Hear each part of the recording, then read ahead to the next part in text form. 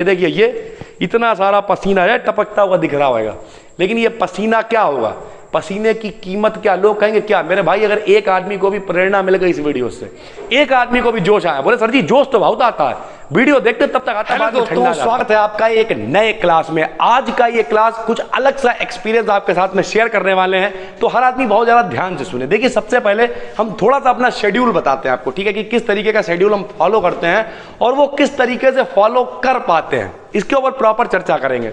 तो सुबह इस समय हम लगभग उठ जाते हैं भाई 5:30 बजे, ठीक है सर, और उसके बाद हम यहाँ आ जाते हैं लगभग 6 बजे तक, ठीक है सर। अब 6 बजे हम यहाँ आए, उसके बाद क्लास होता है 6 बजे से लगभग 11 बजे तक क्लासेस चलते रहते हैं बीएससी वाले। फिर हम चले जाते हैं लगभग घर एक घंटे के लिए। 12:30 बजे से फिर क्लास होता है, 12:30 बजे से 7 बजे तक अंधाधुंध पढ़ाते रहते हैं हम। ये सारे के सारे ऑफलाइन क्लासेस की बात कर रहे हैं, ठीक है, यानी सुबह 6 बजे से शाम को 7 बजे तक तो केवल ऑफलाइन क्लासेस होते हैं, ठीक। फिर उन क्लासेस के बाद मान लिया कोई पेपर बनना है, किसी की कॉपी चेक होनी है या पीडीएफ बतानी है, पीडीएफ लगा के ऑनलाइन क्लासेस रिकॉर्ड करने हैं। यानी ओवरऑल अभी भी जब ये वीडियो रिकॉर्ड कर रहे हैं तो लगभग 9 बजे वीडियो आती, 8:45 सर ये हो गया है, ठीक है। और अभी इसके बाद हम 2-3 वीडियो बनाएंगे, यानी 12-1 बजे तक जो है हम आराम से फ्री होकर घर जाते हैं। उसके बाद फिर फ़ोन लेते हैं, देखते हैं किसने क्या कमेंट किए हैं, कहीं किसी ने व्हाट्सएप पे मैसेज किया, कुछ उन सबका रिप्लाई वगैरह कर देते हैं।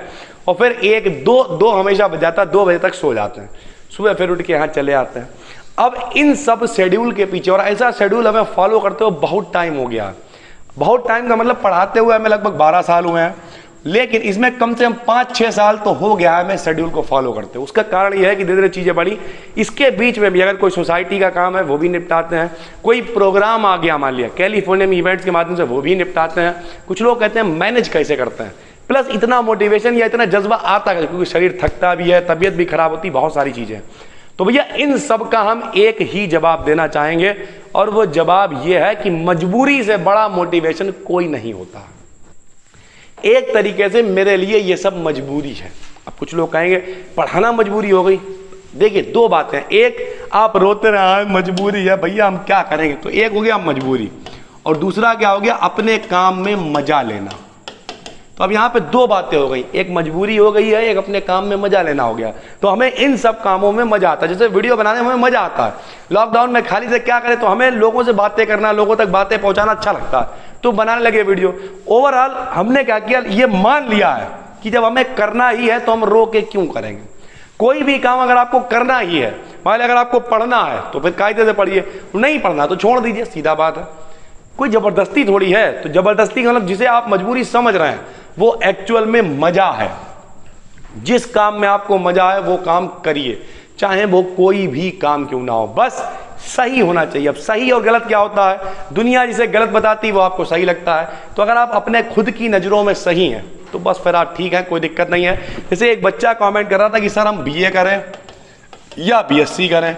हमारा बहुत ज़्यादा मन है कि हम बीए करें क्योंकि इंग्लिश मेरा फेवरेट सब्जेक्ट है, हम आगे उससे ऑनर वगैरह के साथ आगे बढ़ना चाहते हैं। मेरे पिताजी पीछे पड़े हुए हैं कि भैया बीएससी कर लो, तो अब हम बहुत कंफ्यूज, हम क्या करें। तो जो आपका मन हो, पिताजी भी ठीक कह रहे हैं, लेकिन पिताजी को बहुत मोहब्बत से समझाओ। पहले तो ये देखो कि सामने वाला जो कह रहा है क्या एक्चुअल में उसमें दम है। तो हाँ, थोड़ी बहुत दम तो है। बीए और बीएससी में कहीं ना कहीं तुलना आप करेंगे तो बीएससी जीत जाएगी, लेकिन अगर आपका फेवरेट सब्जेक्ट जो है, फिर तो भैया अगर एक कारण भी आपके पास है कि हम ये करेंगे तो हमें अच्छा लगेगा, बस बात खत्म हो गई। बाकी रह गई अगर तुलना की बात, तो ना बीए करके कुछ मिलता है, ना बीएससी करके कुछ मिलता है, ना बीकॉम करके मिलता है। एजुकेशन सिस्टम की हालत बहुत गंदी है। पिछले 11-12 सालों से तो हम जुड़े ही हुए हैं प्रॉपर एजुकेशन से, तो कोई इतनी बढ़िया व्यवस्था नहीं। जिसके पास टैलेंट नहीं होता वो खाली डिग्री लेके, बल्कि हमारे टाइप लोग तो डिग्री लेके ही नहीं आए, 4 बार एमए कर चुके हैं, अभी एक और चल रहा है, ठीक है। बाकी बीएससी एससी किया और भी जो कुछ करा वो सब डिग्री आज तक एक भी नहीं लेके आया, वहीं पड़ी रहती, मार्कशीट निकलवा ली रख ली। उसका कारण क्या है, जरूरत ही नहीं पड़ती है कभी, और अब तो जरूरत पड़ेगी भी नहीं, आगे क्या करें, हमारी डिग्री कौन देखेगा, क्या करा क्या नहीं करा, ये सारी चीजें। तो ओवरऑल आपको मान लेना कि हमें करना ही है। क्यों करना है उसके पीछे कोई वजह हो सकती है, जैसे मेरा ये सब करने के पीछे वजह है कि हमें शिक्षा को चमकाना है, बिल्कुल रफ एंड टफ करना है। और यहाँ हमारे ऑफलाइन में आपको जान के बड़ा अजीब लगेगा, 700 रुपए केवल फीस है, उसमें भी कुछ बच्चे 500-600 रुपए दे जाते हैं, और उस 500-600 में फिजिक्स केमिस्ट्री तो हम यहाँ पढ़ाते ही हैं, बाकी हिंदी के टेस्ट होते हैं, बायोलॉजी के टेस्ट होते हैं, इंग्लिश के टेस्ट होते हैं, सारी वीडियोस फ्री मिलती हैं। तो कोशिश है ये सब काम करने की। हाँ, उतने अमीर नहीं हो पाए हम, ठीक, कि हम भी फॉर्च्यूनर से घूमे, लेकिन हाँ इतना भी है कि अपनी जिंदगी मस्त चल रही है। क्योंकि अगर आपकी नीयत साफ है तो आपकी बरकत भी बेहतरीन होगी। पुराने जमाने से ये लोग कहते चले आ रहे हैं। तो अगर आपको ये आप ये पूछ रहे हैं कि सर इतना ज्यादा काम कैसे, तो हम यही कहेंगे जो काम भी करना है वही काम करना। नंबर 1, जिसमें आपको मजा आए, जो आप शिद्दत से कर सके, थके ना। अगर थक गए मतलब वो आपका पैशन नहीं है, अपना निश चेंज कर लीजिए। और नंबर 2, समझ लीजिए कि जब करना ही है तो फिर रोने गाने से क्या होगा, फिर मौज ले लीजिए कि करिए आराम से। सुबह 6 बजे आते हैं, नीचे स्पीकर रखे हुए हैं, पहले एक बढ़िया गाना बजाते हैं, ऊपर आ जाते हैं, पढ़ाते रहते हैं, फ्री हो गए, फिर बैठ गए, चले गए, हवा खाई, आए, पढ़ाने लगे। कोई मतलब ही नहीं, पूरा प्रॉपर एक शेड्यूल है, आए पढ़ाना, यह बात खत्म हो गई।